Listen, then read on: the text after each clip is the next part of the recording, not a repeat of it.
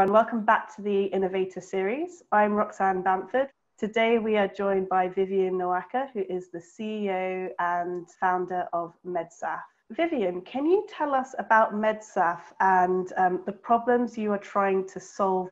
The reason we founded the company is we found that in countries like Nigeria, 30 to 40% of all medications sold are either fake or substandard.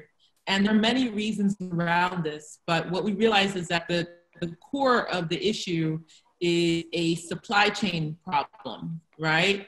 And you've got thousands of different types of medications coming from all over the world that need to get into the average hospital or pharmacy. And because of these breakdowns in supply chain, people are getting sick, they're dying early of preventable diseases. And I think it's one of the largest public health issues in Africa today that is hard to measure. We can use technology and data to actually provide the solutions to solve Africa's hardest problems. Have you had to adjust any of your systems to deal with COVID? All of the traditional supply chains have now broken down.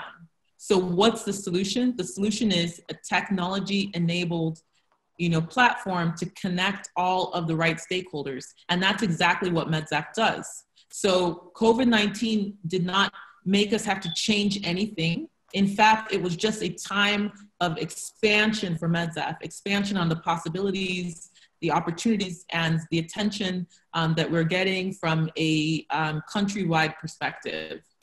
In terms of getting Medsaf sort of rolled out and scaled, are you sort of currently present in certain countries? Are you hoping to expand to other places in the future?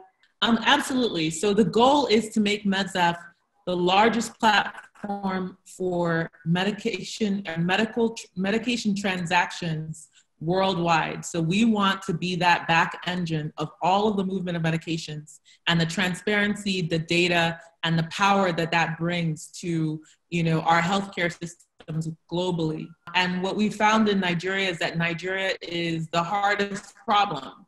So we've taken the time to really understand all of the things that can go wrong in movement of medication from point A to point B and build right business processes around how to deal with that and the technology and getting ready for the technology to build around that.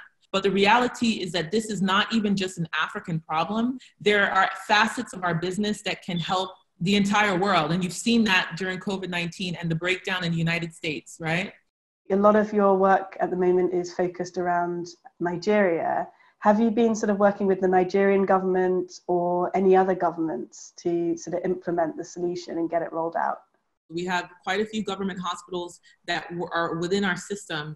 From a federal perspective, we haven't yet gotten that opportunity to show the Nigerian government why a Medsaf platform and system is the best to move this country forward from a pharmaceutical and transparency perspective. We haven't yet gotten that opportunity, but we hope that as we continue to get larger, there's more collaboration and more spotlight shown on the tremendously hard work that we have to do as tech entrepreneurs in an African context to make things work. So that's definitely what I'd like to say to everyone. And I'm in Nigeria, we're open for business, we're looking for partnership, we're looking for knowledge transfer. So, there's a lot of opportunities right now.